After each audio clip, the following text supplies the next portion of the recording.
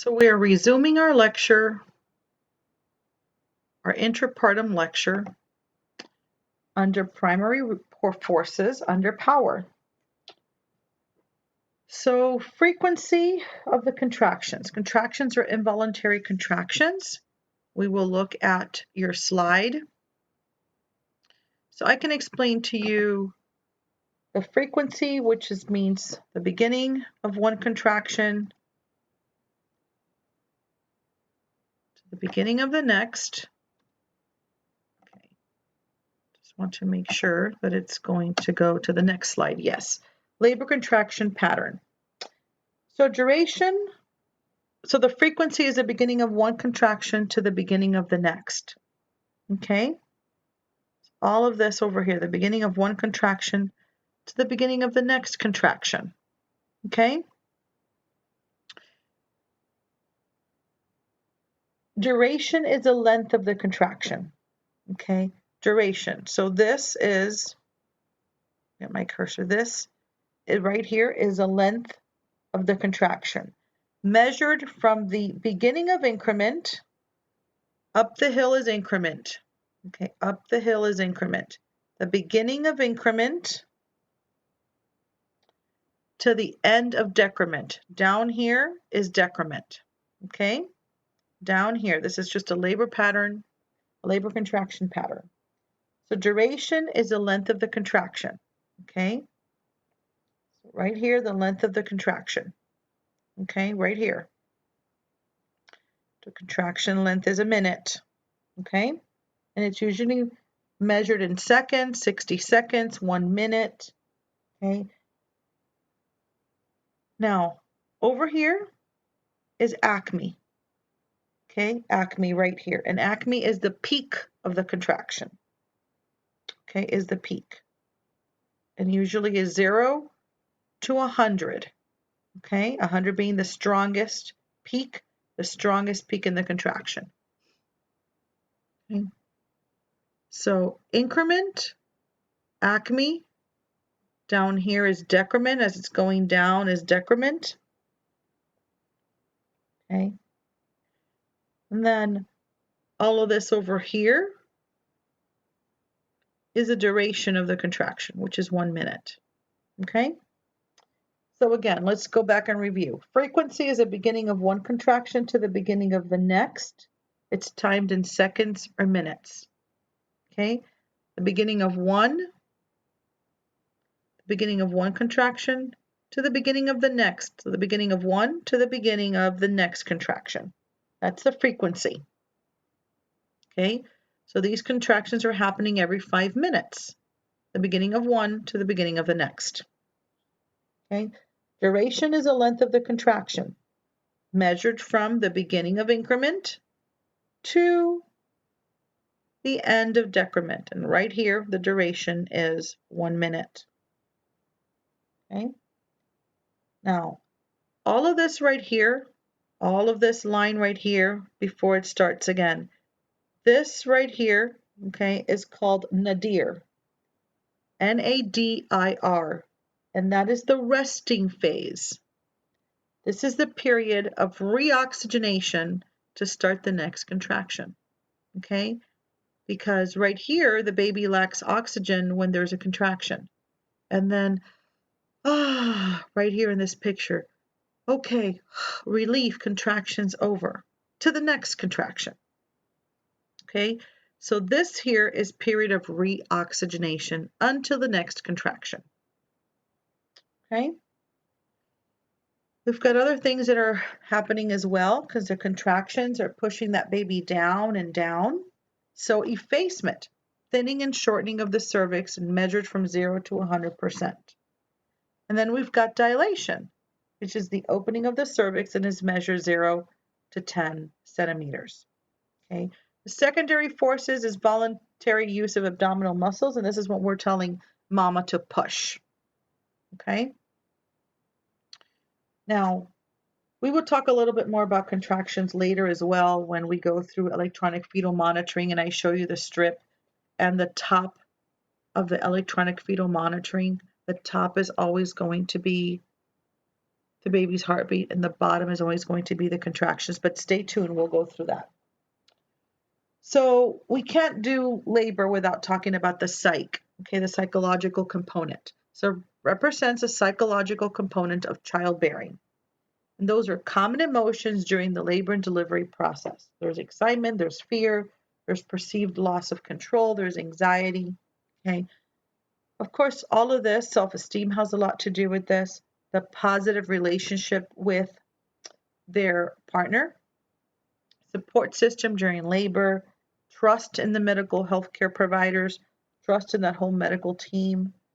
And also remember that psych can also be manifested physiologically as changes in maternal vital signs, increase in blood pressure, pulse, respiratory rate that occurs with fear, okay, that increase in respiratory rate that occurs with fear, excitement, anxiety, all of this also represents, okay, this physiologic psych can also be manifested physiologically in these changes, okay? So psych is very important, okay? This, this psychological change is very, very important. And then, as I promised, electronic fetal monitoring, okay? And when you all get to take turns and get your OB skills day, we talk about electronic fetal monitoring to help you understand it. We are there. We're trying to show you. So it will all enhance all of this learning that we're doing as well. External monitoring, and I'm going to show you the picture so that you could see what we're talking about, has an ultrasound transducer and has a tokodynamometer.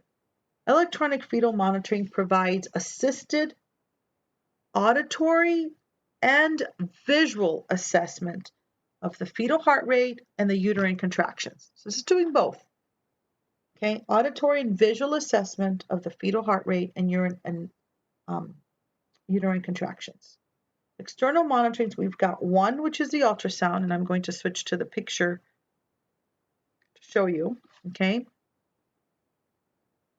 So, okay, external monitor. So one, okay, usually at the fundus, okay, so this will be the fundus, this is the pelvis, okay, this is the baby down, okay, positioned nicely, see? The fundus, the pelvis positioned nicely.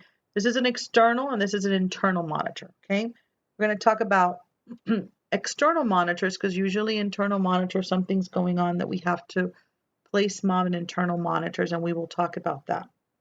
So usually the top, which is the one on the fundus, on the top of that uterus, this one right here usually, okay, is the tokodynamometer, and that is pressure-sensitive device placed on the fundus of the uterus to record muscle movement of the abdomen, and it's held in place by an elastic belt. Okay, this one right here, okay, sometimes it's this way, sometimes it's a little more to the other side. You'll see in the labor room at SCC Lab how we have her on an external monitor as well. This transducer, okay, it's an ultrasound transducer, and it's placed over the fetal back to detect movements of the fetal heart. Now, we'll go back to our picture. Internal monitor is two things that we do with internal monitors.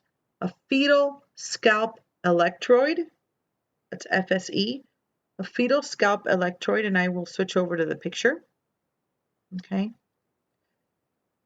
Or an IUPC, intrauterine pressure catheter, okay? Now, the fetal scalp electrode, there's two of them. The fetal scalp electrode over here, okay? It's inserted through the cervix. Mom has to be 2 centimeters dilated, so those are the requirements for internals, okay? Fetal scalp electrode, FSE. It's inserted through the cervix, Okay, patient has to be 2 centimeters dilated with rupture of membranes. It is attached through the epidermis of the presenting part, which is the scalp, not the fontanelle, not the face, and it's going to provide a direct EKG of that baby's heartbeat, of that baby's heart rate. Okay? A direct electrocardiogram of that fetal heart. That is the FSE. Now the IUPC, it's inserted inside the uterus alongside the fetus. There's a little pressure sensor on the tip, and that's going to display the intensity of the contractions. So those are your internal monitors. Everybody will come into the labor room and will start off as an external monitor because policies and procedures and rules and regulations when you come into the hospital to get treatment and you're a labor patient is the only way that we can know fetal well-being is by monitoring the baby with an external monitor. Okay, we see mama, but the only way we can see baby is with the external monitor. Okay? Remember when we talked about non-stress test? It's kind of the same machine that we use. Okay, same thing. This one detects the contractions. The lower one detects the baby's heartbeat. Okay? Now we'll go back to, because we have our follow here in order. When we're doing electronic fetal monitoring, we're looking at variability, okay, rhythmic fluctuations in heart rate. And that's good. There are some babies that move more in utero, and you can notice that in the heart rate, okay? When 10 to 160 is normal, there are some babies that are in the 140s, 150s, and that's okay. They have moderate variability. They have, rhythmic fluctuations, 6 to 25 beats per minute more than their baseline. Okay, so their baseline is, let's say it's we try to figure out what their baseline is, and then we know that they're moving a lot, so they have moderate variability, 6 to 25 beats per minute. It just goes up and down, up and down, up and down, up and down. They're constantly there. Now, if they have marked variability, means that they have more than 25 beats per minute higher than the baseline. So they're very marked. They're moving all the time. Then there's sometimes when the babies have minimal variability. Change in the heart rate between one fetal heartbeat and the next, it's about 2 to 5. I have some pictures to show you. Okay? You get a baseline, but this baby is going. I mean, this baby is like up. It's like 140, 160, 140, 160, 140, 165. Then you've got moderate, okay, minimal, and then of course what you never want to see, which is absent, just a floppy hypotonic baby in utero. Okay, because we talk about baseline fetal heart rate, so I want to show you here. This is a strip, okay? The bottom, like I said, is 0 to 100. That's a 100, okay? This is measuring, This is measuring contractions. The bottom of the strip is always going to be the contractions. The top is always going to be the fetal heart rate. Okay, and just like I have here, the baseline of the fetal heart rate is the average fetal heart rate over 10 minutes. Okay, rounded to the nearest 5 beats per minute. So here it is 145 beats per minute, which is the baseline. So when we're talking about, moderate variability, we're talking about, okay, does this baby go, always up, up, up, up, up, up, or maybe just a little 6, 7 beats per minute. Okay, that's the variability. That's the between beat to beats. Okay, and that's what we call that is beat to beat variability. B as in boy, T as in Tom, B as in boy. Beat to beat variability. And you're going to see that in the charts. BTB variability, or sometimes BTBV for variability. Okay? B as in boy, T as in Tom, B as in boy, V as in Victor, beat to beat variability. So let's see if I can show you, okay, a little bit more on here. And then with that being said, we're going to go into electronic fetal monitoring. And this should be, once you go into the lab, this should be a nice, just kind of, we are emphasizing more and more so that you can understand fetal monitoring, okay? So when we go to the lab, hopefully now you've had this lecture, so everybody from here on that goes to the lab will understand electronic fetal monitoring a little bit better, okay? Accelerations is an increase in fetal heart rate, okay? Increase. So you've got baseline of 110 and it's only going higher, increase. Decelerations is a decrease in fetal heart rate. So you've got, and I'm going to give you the definition, and we're going to see the strip in a minute so that you can understand the relationship between contractions and between heart rates. So early begins at the onset of a contraction and returns to baseline by the end of the contraction. This is the most benign, early. If you're going to say which one's the normal of the three, we would say early. It's the most benign because it's fetal head compression, okay, which is a normal that's going to happen. Variable is not, and neither is late. Those are not normal, okay? And if you ask me, I usually say none of them are, because a baby should be able to withstand contractions and never lower their heart rate. Okay, that's why we're always monitoring to make sure that they're not going to lower their heart rate. Variable does occur suddenly, varies in duration and intensity, resolves abruptly. It has a UVW shape when you see their heartbeat. And we will see those, so just give me a minute. We're doing definitions and we're going to looking at the slides here in just a second. Late begins with or after the acme of the contraction, okay, and does not return to baseline until the contraction is over. So this usually is an emergency, okay? A baby's not getting any oxygenation, okay? Baby's really struggling for help. And this one too, because in variable, this is caused by umbilical cord compression. There's an umbilical cord in utero, okay? And it's in there with the amniotic fluid, and sometimes it wraps around their neck, okay? Wraps around their bodies.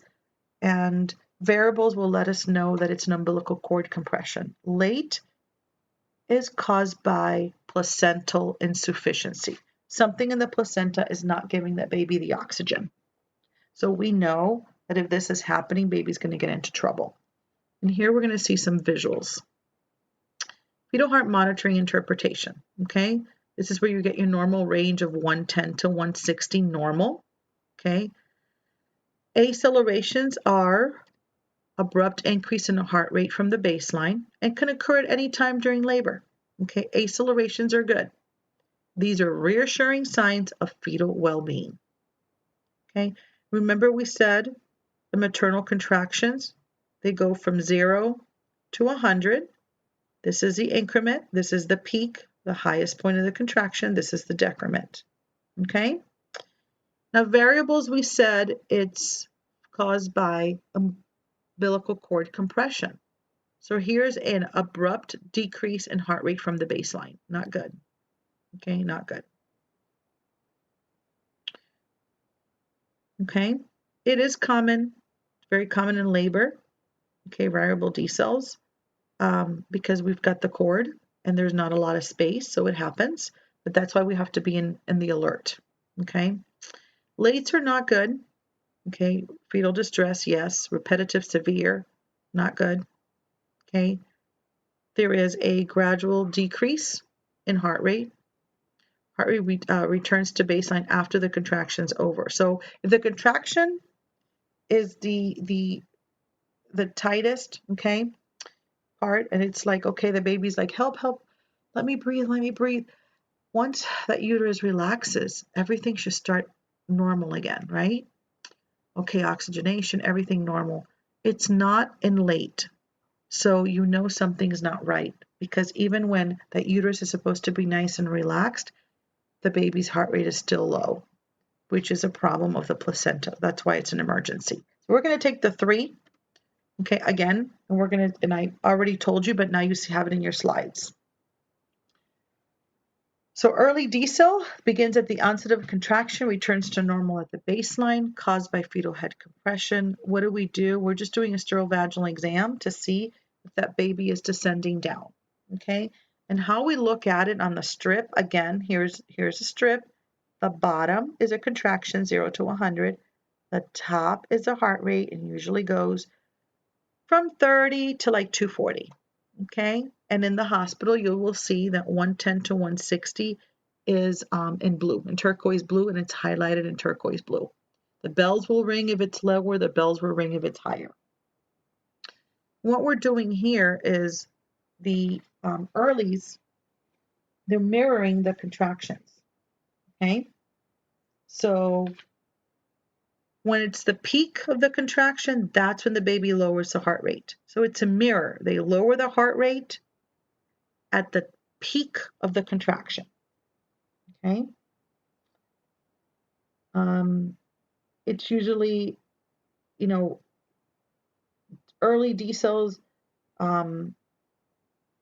caused by fetal head compression. It's benign. We just need to determine with the vaginal exam if the fetus is descending into the pelvis. Now, with variable decels, it's a little different. Okay. With variable decels, it can occur suddenly. It varies in duration and intensity. It can resolve abruptly. And it could vary in relation to the contraction as well. Okay. Caused by umbilical cord compression. Okay. Now, it could be due to, with variable decel, it could be due to the maternal position, like we said before, a nuchal cord, which is a cord wrapped around the baby's head. That's a nuchal, N-U-C-H-A-L, nuchal cord. Short cord could be a knot in the cord. Sometimes we get all these variables happening very often, and when that baby's born, we see a knot. We're like, wow, baby did so well, but it's unbelievable because they had a big knot in the cord. You can have one knot, you can have a double knot. And then a prolapsed cord, which should never happen. Baby should be out first, okay, and always first. And of course, the cord with the placenta. Never the cord first, because what is the cord attached to? The placenta. And if it gets dislodged and displaced and separated, what happens? The baby has no oxygen because that placenta is attached to the endometrium when mama is giving everything to that baby. Okay. We do some nursing interventions. Okay. We are going to change maternal position. Now we're going to, if there's Pitocin in any of them, okay, we're going to DC Pitocin, okay, because Pitocin is going to give us a beautiful strip, but is also going to tell the uterus, okay, contract, contract, contract more because you're not contracting enough, okay. Oxygen, 8 to 10 liters. I'd go with 10 liters, okay, of a non-rebreather face mask. You want to notify the healthcare provider. And in variable decels is really the only time you're going to see an amnio infusion being ordered for variables, okay? Usually an amnio infusion at this point, if we have variables, remember when we talked about in internal monitors, we're going to put, mom is no longer going to be in externals, we're going to do internal monitors. We're going to do an FSC because we want a perfect heartbeat of this baby. Once decels start to happen, we want a perfect heartbeat and we want a perfect pattern of contractions. So we want to do this with an IUPC, intrauterine pressure catheter. So we're going to put the baby with a fetal scalp electrode, and we're going to give mama an IUPC.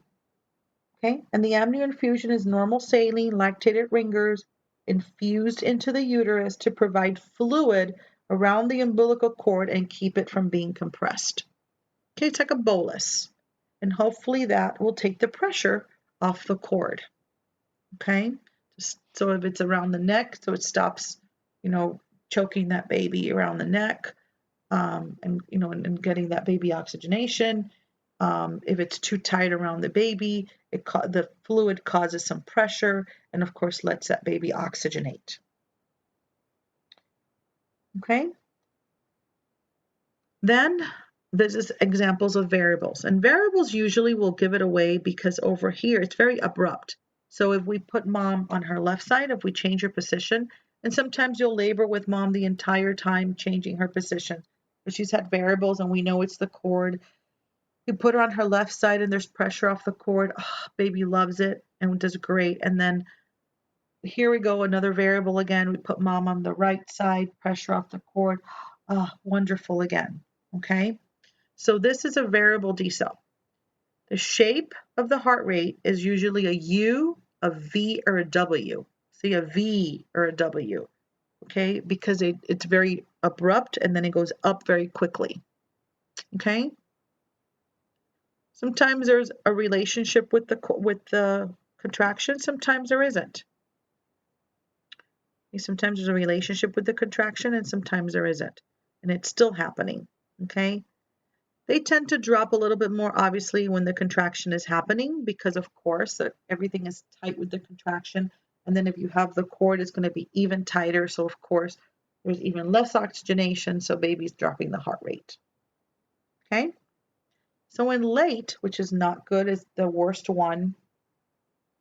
Okay.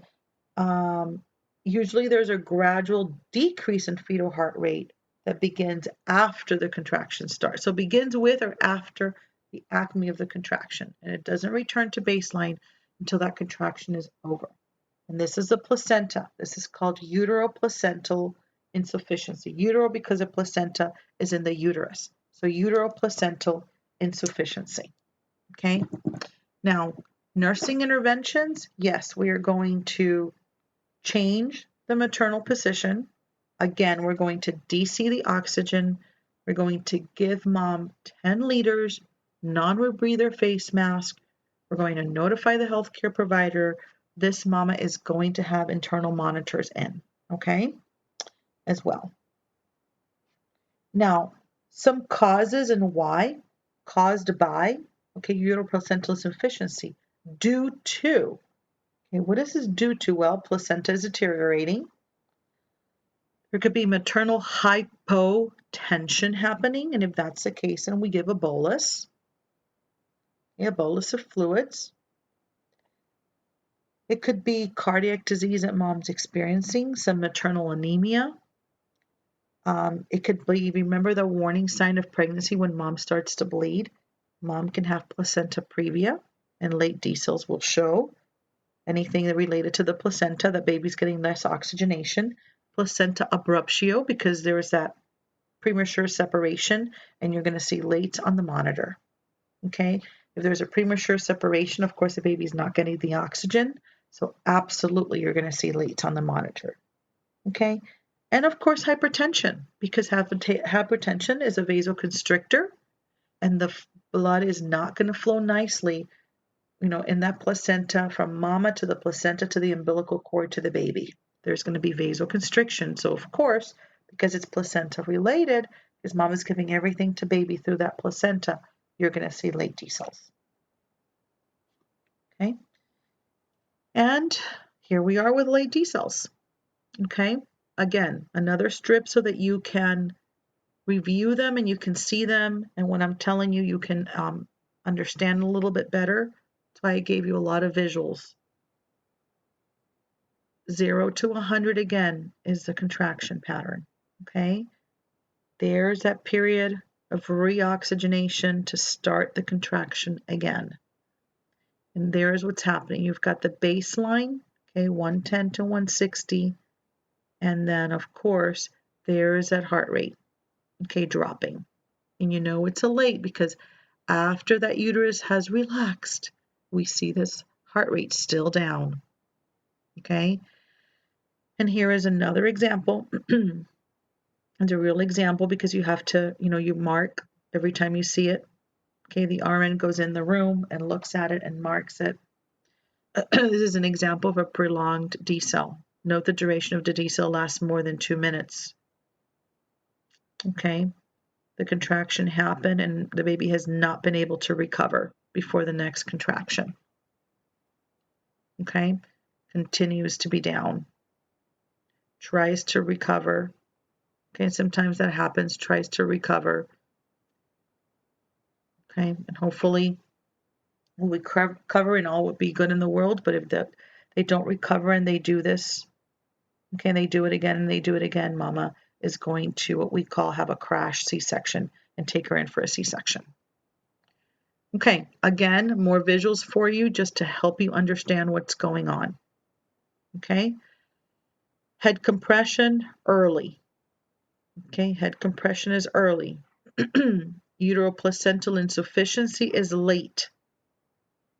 Okay, this is late. Okay, late.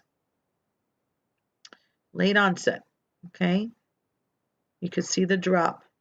After that uterus is relaxed, baby's still dropping the heart rate. And umbilical cord compression. Okay, there's another example. Okay, head. Okay, head with early, placenta with late, and of course cord with variable. UVW in the fetal heart rate look, how it looks in the fetal heart rate is UVW. Okay?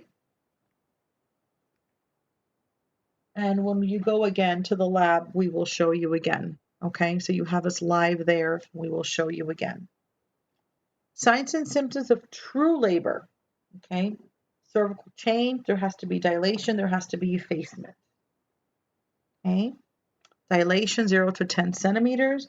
Effacement is in percent, 0 to 100% effaced. Okay, that's the thinning of the cervix. Rupture of membranes, it can be intact or that bag of water can rupture. Okay, intact, ruptured, or bulging. Okay, it could be bulging. And then a lot of times a healthcare provider comes in and instead of doing a spontaneous SROM, spontaneous rupture of membranes, where mom starts leaking at home and she comes in, or all of a sudden she's leaking and we know she's ruptured membranes, or an artificial rupture of membranes, and the healthcare provider has to come in and artificially rupture her membranes. Okay. A bloody show, that's in the absence of a recent vaginal exam. Contractions. Now, true contractions begin in the lower back and radiate to the front of the abdomen. They're regular, they are longer, and they are stronger. Okay, and those are true labor contractions. Okay, begin in the lower back, radiate to the front of the abdomen. They are regular, they are longer, and they are stronger. And then there's lightning, the dropping down of the gravid uterus into the pelvis. Okay, the dropping down of the gravid uterus into the pelvis. That is a lot of times when the moms can put their 5 fingers right on their sternum. Okay, and there's that separation and they're looking like their bellies are lower. That's because lightning has happened. And usually that happens in the 3rd trimester at the end. Then there's that nesting instinct. Okay, remember, these are signs and symptoms of true labor. Labor is close, very close. Burst of energy, this is about 24 hours before going into labor. They're cleaning the house or prepping for the baby.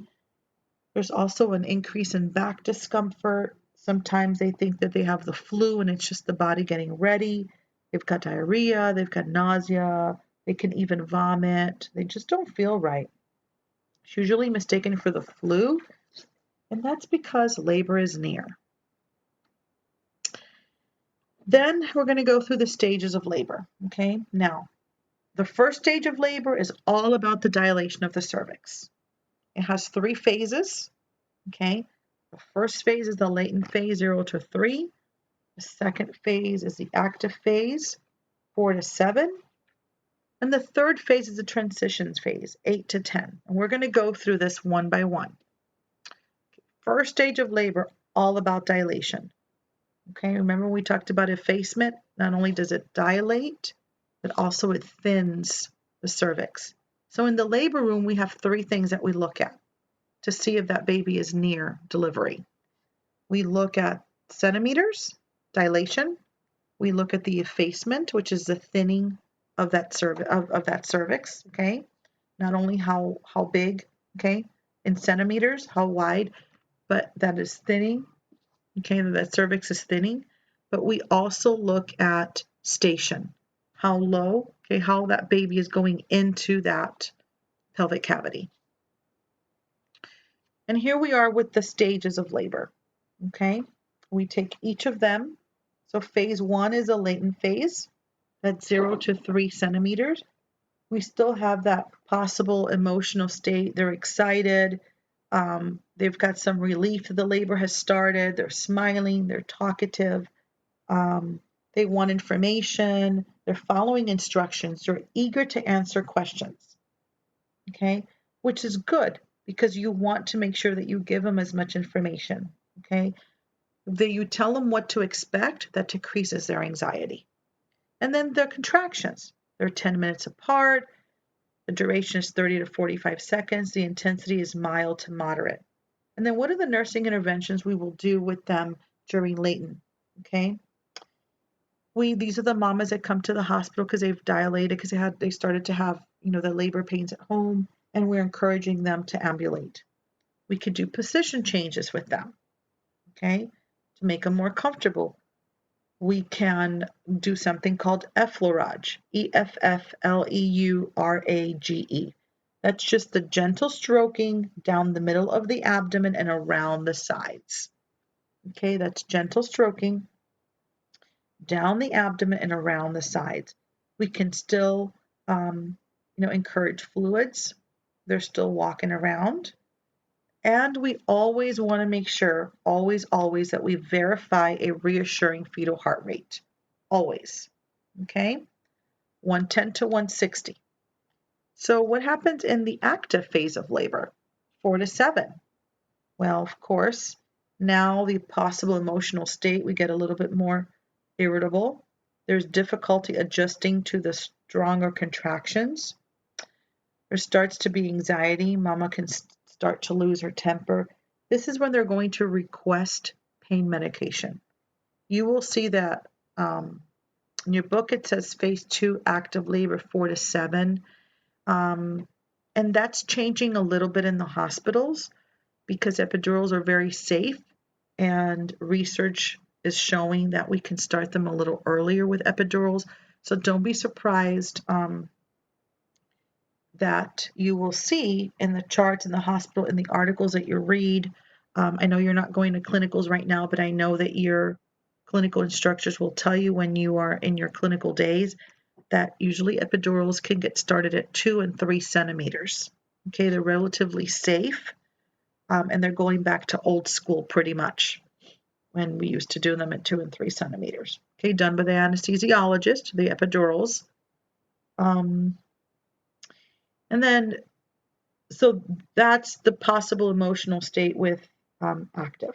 Okay, you want to make sure that because they're having stronger contractions, that they'll answer questions in short sentences. So make sure you ask them your questions between the contractions. And then there's contractions. Frequency is 2 to 5 minutes apart. Duration is 60 seconds. The intensity is going to be moderate to strong. Now, of course, nursing interventions, we always want to make sure that we can verify a reassuring fetal heart rate between 110 and 160. You can start reviewing with mama information on labor, on breathing, making sure who's going to be in the room with her. I know now through COVID, we're living in different times, and it's only the one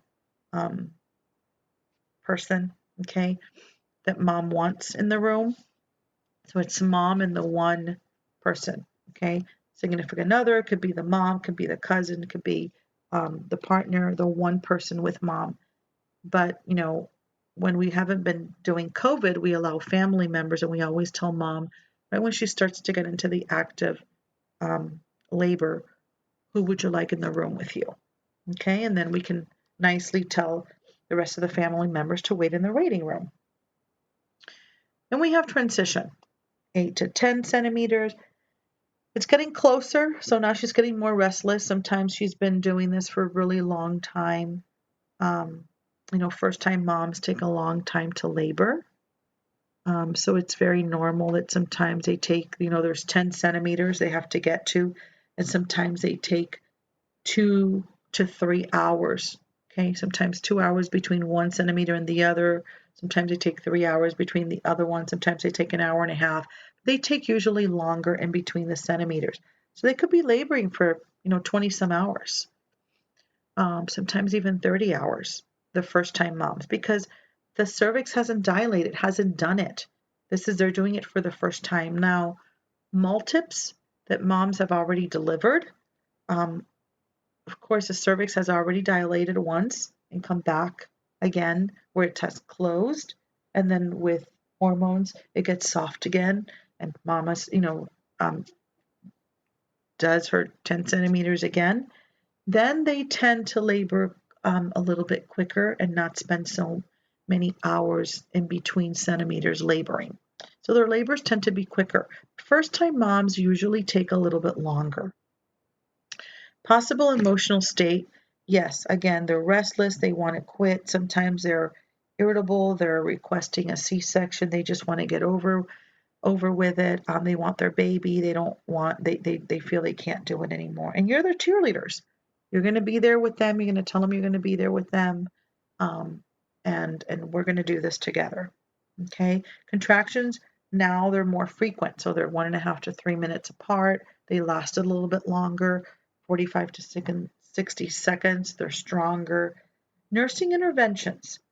You want to assist mom with relaxation, with some breathing techniques. Of course, if we have to tweak the epidural, we can give her a little bit more if need be. Always make sure, number one, big star is you're always wanting to make sure, plus they're on the monitor in the room, so that's you're always looking at that, because that's your lifeline to the baby, is that we're verifying a reassuring fetal heart rate. And we're giving instructions, obviously, in short sentences. We're praising, we're encouraging mom, and please don't leave her alone. Sometimes if that family member will come out to the waiting area where the nurse's station is at and says, she doesn't want me to talk to her. She's told me to just leave. And we'll say to him or her, please, just go in a little corner of the room and just wait there. She's working through her contractions, and that way you can be her eyes and her ears. If she needs us, then we'll go ahead and we'll go in. So sometimes that transition is probably not the time to go down and get some coffee. Also with transition, a lot of times you will notice that mom is getting closer to delivery because she'll start to get nauseous and she'll throw up. Even if it's just clear, she'll tell you that she's nauseous. And it's because she's in that transition phase of 8 to 10 centimeters. That usually gives her away that it's, the time is getting near. So the first stage of labor is all about dilation with the 3 phases. Now we're on the second stage of labor, and that's the complete dilation of the cervix and the delivery of this baby. Okay.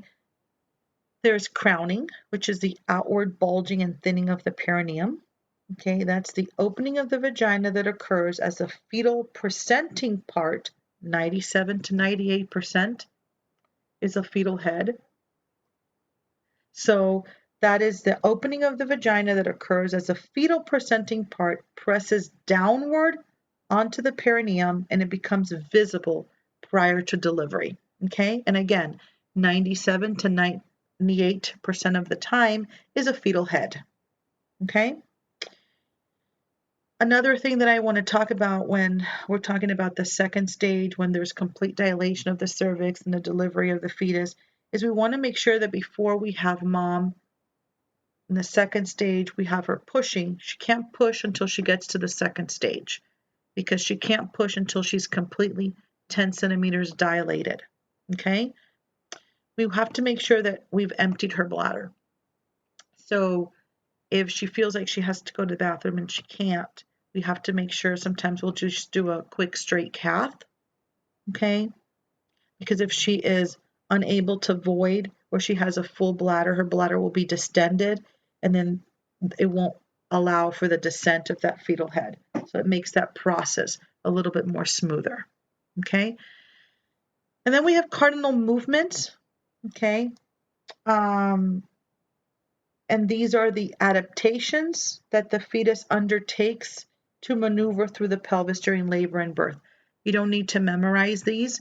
You can read it in your book as well. It's page 336. It's amazing to see how much the baby does in utero, how much this body gets ready with all these hormones to be able to help this baby. And then the baby is maneuvering itself in utero. And then, of course, we do the little help.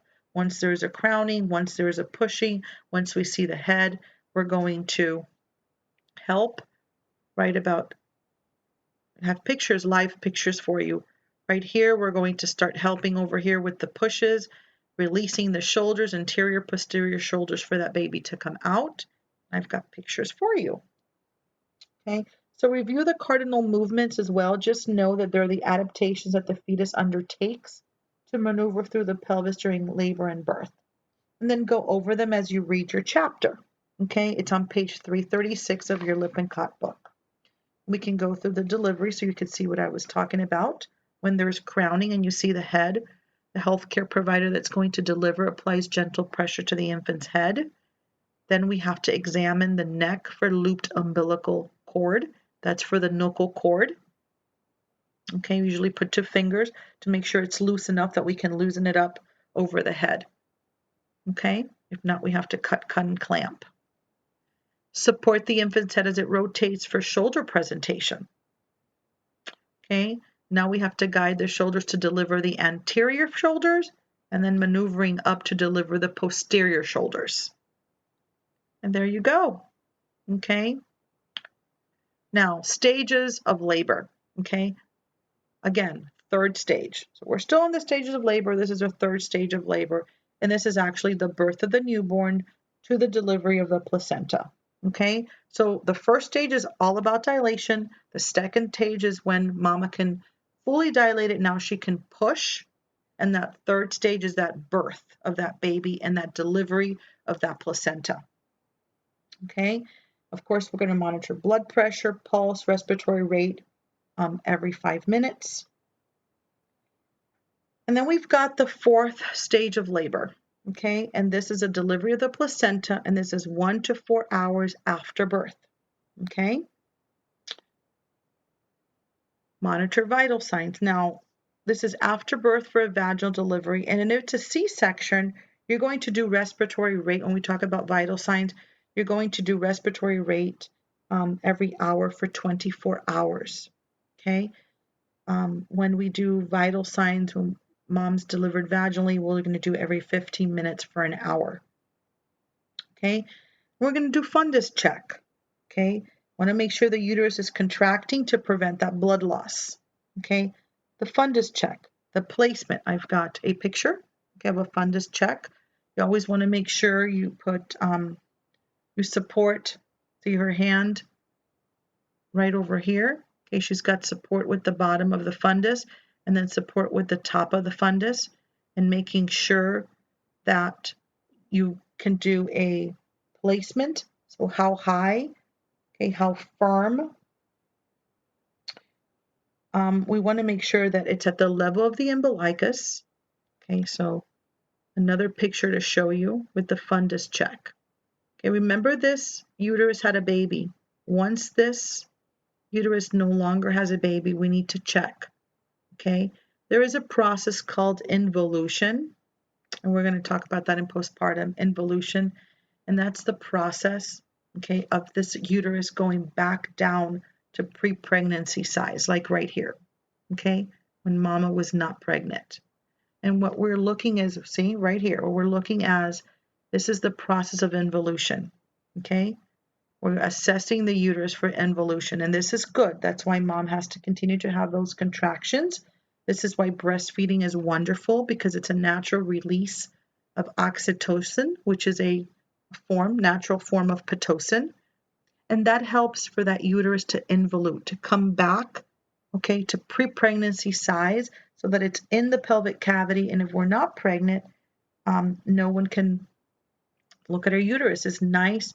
It'll go, let me see if I can get my cursor. It'll go right in here, okay, and we don't assess the uterus. Okay, we can't feel it. Okay, so back to our assessment when we are assessing. Okay, so we put one hand always to support, okay, the bottom, the symphysis pubis, the bottom, and then the top. And what we're doing is our umbilicus is the guide, and it's 1 to 2 finger breaths below the umbilicus for every postpartum day. 1 to 2 finger breaths below the umbilicus for every postpartum day. Okay, so we're looking at 3 things: the level of the umbilicus, okay, making sure that it's 1 to 2 finger breaths below the umbilicus for every postpartum day, that it's firm, and that it's midline. And that's how we do our fundus check. Okay, our lochia checks, again, we have our pads, okay? Red, it's going to be, it's cleaning, that uterus is cleaning out, okay? So we're going red is rubra, R-U-B-R-A, and that's usually about the first 48 hours. It goes to pink, which is serosa, and that's usually can go from like 3 to 10 days, okay? And then it's going to go to alba, and it could last from like 3 to 6 weeks. And alba is white and yellow. So it can go rubra, R-U-B-R-A, it's red. It can go from rubra, bright red in that first 48 hours, to pink. Okay, that lochia changes, that discharge, that cleaning out of that uterus. Everything is sloughing off. Okay, it's 3 to about 10 days, and then it goes pink, and then it starts going from pink to white to yellow. And that's alba, A-L-B-A. And we will talk about this again in postpartum. But this is we have to remember that this 4th stage is the immediate 1 to 4 hours after birth. Immediately, 1 to 4 hours after birth. Okay? We can do a perineum. So let's go back to our list. We just had some visuals for you. The perineum, okay? We check the rectal area for hemorrhoids because mom has been pushing if she's vaginal delivery. If she had a C-section, there's a Foley in place, and it'll be DC'd in about 12 hours. There's the incision. Okay, we need to make sure the incision is intact. Sometimes for the meds, there's something called a SMAC kit, self-administered medication kit. And usually mom will have it at the bedside. And all it has is ibuprofen, okay, acetaminophen, Colace, and a dermoplast. Okay, it's a spray to the perineum.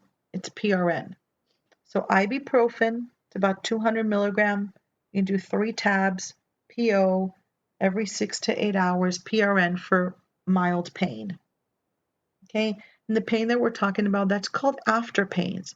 That's like menstrual cycle pains, okay? That is because the uterus is still contracting because it has to go down to pre-pregnancy state, okay? So those pains, those contractions in the uterus is going to be called after pains, okay? There's acetaminophen that mom can also take, 500 milligram tabs, 2 tabs, PO, every 4 hours, and that's again PRN. You try to keep her away from taking the narcotics because she's going to be going home, okay, soon, okay? Now, Colace is 100 milligrams, 2 tabs, PO, PRN, okay? And that's for constipation. Dermoplast, okay, it's a spray to the perineum, and that's going to be PRN. And that's going to help mom, especially those mom that have labored for a really long time. Okay? Then, of course, eyes and nose are very important. Fluid, regular diet is tolerated. Okay, if she's a C-section, and we were going to talk about that in postpartum, we have to listen to her bowels, make sure that those bowels have come back before we can feed her. And anything that you can think of that's emotional status, breastfeeding, anything that you can think of that's emotional, all goes in the 4th stage of labor. And a list there of non-pharmacological method of pain relief. So we have, again, we have effleurage that we talked about, the gentle stroking down middle of abdomen and around the sides. We have a focal point, and that's for concentration. We have Lamaze breathing techniques, and you can look those up at www.lamaze.org. Their mission for Lamaze, their mission is to promote and support and protect natural, safe, and healthy birth through education and advocacy. It's wonderful. Great techniques for mom. And if she goes to birthing classes, she will be taught the Lamaze breathing techniques as well. And comfort measures for her for labor, position changes. We can decrease the weight of that fetus from area of most intense pain. So we could go left, right. There's a lot of pictures in your book that suggest those comfort suggestions for labor. Cool or warm washcloth, therapeutic touch, words of encouragement, lip balm, soft music. That's non-pharmacological methods of pain relief. Then we have analgesics in labor, okay? And analgesics are Demerol, Stadol, Nubain. Now these are still exist. It's in your book. You've got it there. You can look it up in your drug book. And also, please write down fentanyl and Toradol because you will see these now in the hospitals more and more. Fentanyl, Fentanyl, and Toradol, Toradol. Okay, so look these up. Okay, we've cheated, so I've got the Demerol and the Stadol and the Nubain for you, and those are given IV or IM. But fentanyl and Toradol have pretty much taken over as well. But not that we don't give Demerol and Stadol and Nubain, but fentanyl and Toradol have pretty much taken over. Okay. Anesthesia in labor, epidurals. Epidurals are famous. They're very safe.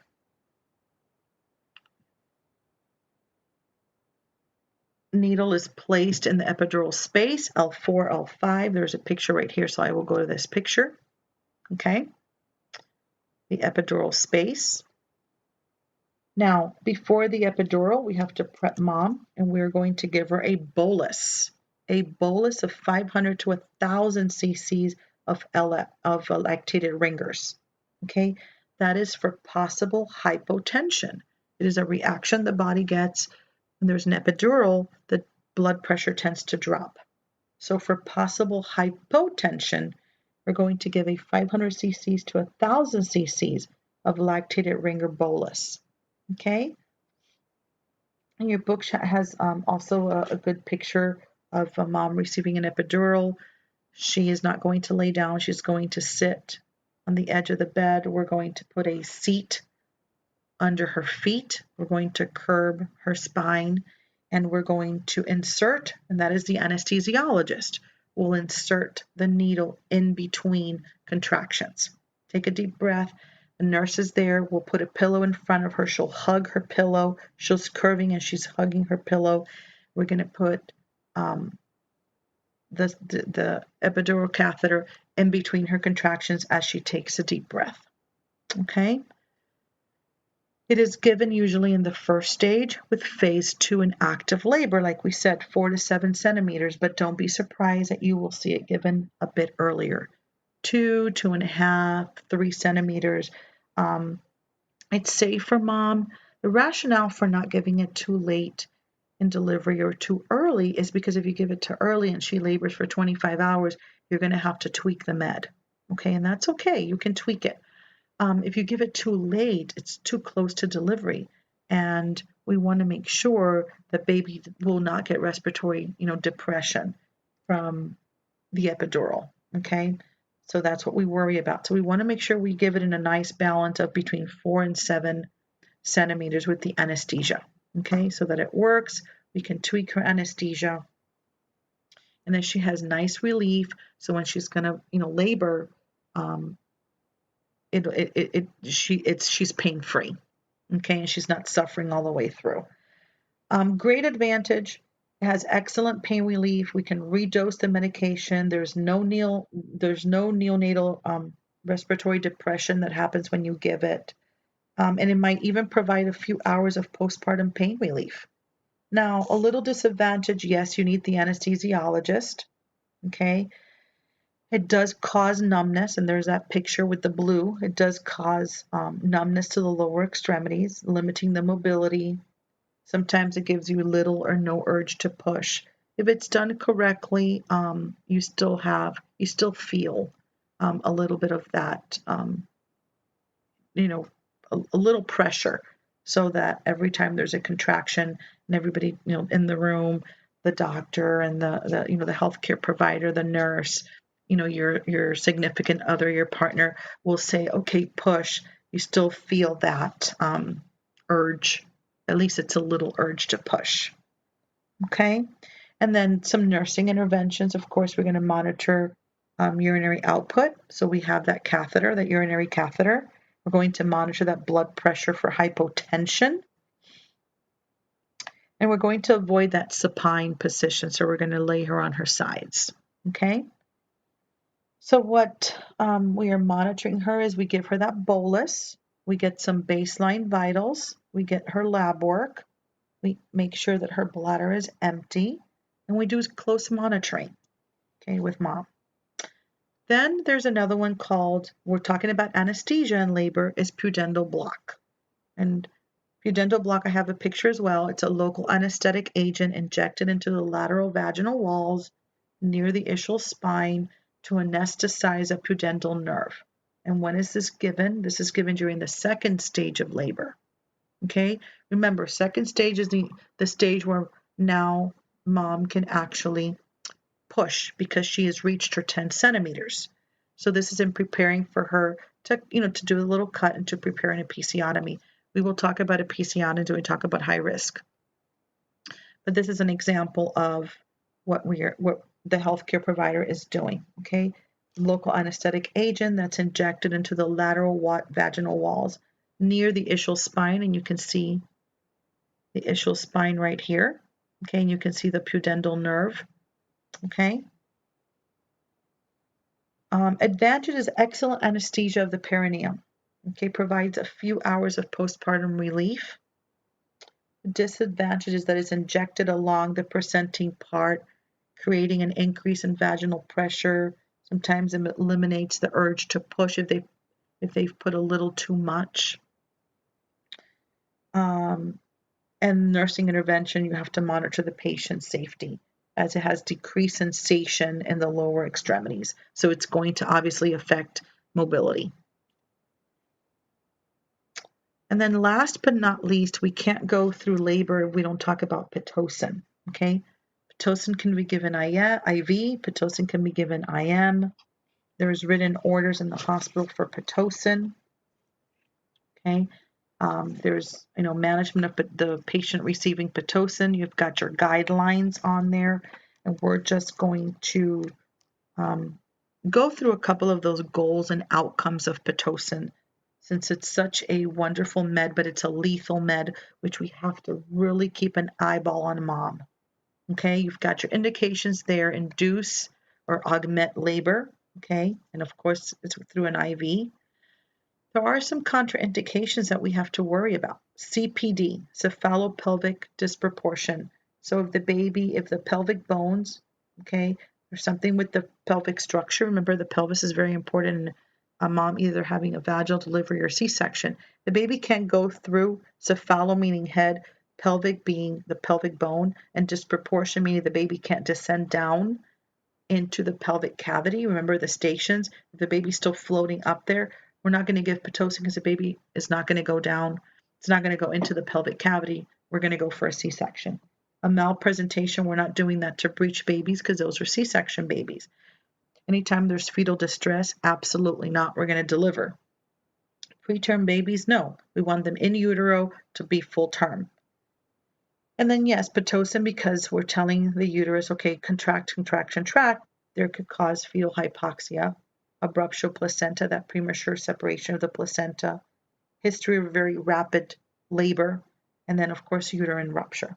Okay, so some goals and outcomes of this wonderful, famous medication. Okay, what we want to do with Pitocin is we want to cause effective contractions that will occur without fetal or maternal complications. Okay, a couple of pointers with Pitocin. The healthcare provider must be available for contact during Pitocin infusion. We always have what we call house healthcare providers. We always have the house there, 24 hours at the reach of an arm. Okay, they're always going to be there. Okay, because we run deliveries 24/7. Administration and intervention of Pitocin is performed by an RN, L&D qualified. Okay, and before we run Pitocin, we have to obtain a baseline fetal monitor strip for 20 minutes. Okay, we're also going to perform a sterovaginal exam prior to starting Pitocin so that we know what centimeter she's in before we start Pitocin. Okay, so healthcare provider must be available for contact during Pitocin infusion. Administration interventions are performed by the RN and L&D nurse that's qualified. We've got to obtain a baseline fetal monitor strip for 20 minutes. And we're going to perform a sterovaginal exam prior to starting Pitocin. We're going to initiate IV Pitocin. Okay, and how we initiate is 0.5 to 2 milliunits a minute. We're going to increase by 1 to 2 milliunits a minute every 20 to 30 minutes. And that's how we're going to establish a contraction pattern. Then we're going to evaluate fetal heart rate pattern every 15 minutes. So that RN, that labor room nurse, is going in that room very often when patients are in Pitocin. Okay? So they evaluate that fetal heart rate pattern every 15 minutes. Okay? And then every time the dose goes up, every time the dose goes down, okay? Anytime there's a dose that's either unchanged or goes up and down, every 30 minutes, you're going in there and just like the strip that you saw before that had the initials and the time, we're going to do that and we're going to see and we're going to check and we're always checking for D cells. We're always checking that fetal heart rate pattern, okay, that heart rate in comparison to the contractions, okay? We're going to, we monitor, we record vital signs each time the Pitocin goes up, each time the Pitocin goes down, every 30 minutes. Okay, so fetal heart rate pattern is every 15 minutes. We're constantly making sure there's no decels. Accelerations is what we want. Baby's moving in utero, so we want beat to beat variability. And then, of course, we're going to monitor, record vital signs each time that Pitocin is up or down, which is at least every 30 minutes. Okay, and of course, we've had our baby, right? Baby girl. This concludes our intrapartum lecture. And the next lecture that I will send to all of you is postpartum. Thank you so much for listening to your intrapartum lecture.